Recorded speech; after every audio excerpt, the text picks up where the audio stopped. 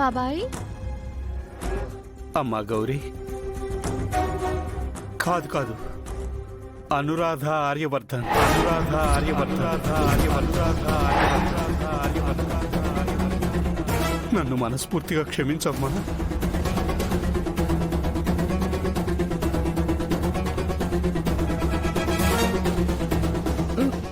బాబాయ్, మీకు ఈ విషయం నిజం తెలిసిందమ్మా. రాకేష్ వాళ్ళు మాట్లాడుకుంటుంటే విన్నాను. నిజంగా దేవుడు ఉన్నాడు కాబట్టే నేను వాళ్ళ మాటలు వినేలా చేశాడు. లేదంటే ఎంత పెద్ద తప్పు జరిగిపోయేదమ్మా. నేనంటే ఏదో ముసలోణ్ణి చాదస్తమమ్మా. నువ్వైనా నిజం చెప్పొచ్చు కదమ్మా. అదెవరికి చెప్పకూడదు బాబాయ్.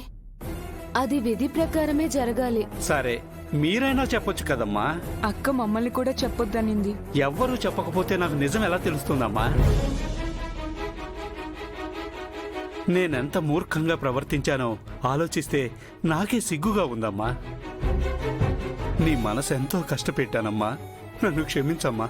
అయ్యో, ఊరికే ఉండండి బాబాయ్. మీరు నాకు క్షమాపణలు చెప్పడం ఏంటి? అయినా ఇందులో మీ తప్పే ఉంది. నువ్వు నా జీవితం బాగుండాలని ఆలోచించావు, అంతే కదా?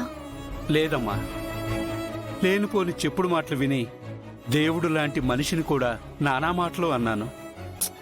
పోన్లేండి బాబాయ్, ఇప్పటికైనా నిజం తెలుసుకున్నావు, అంతే చాలు.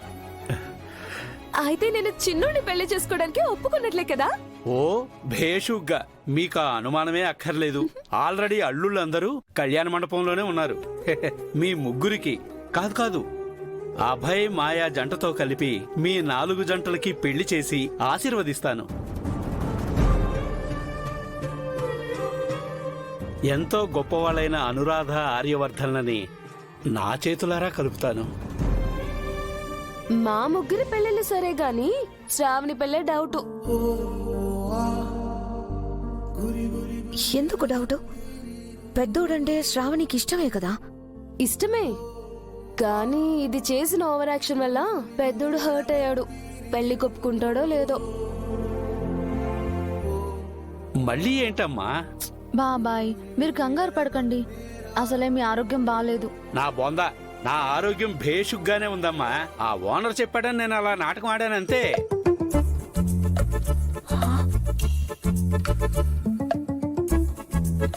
ఏంటి అంతా నాటకమా?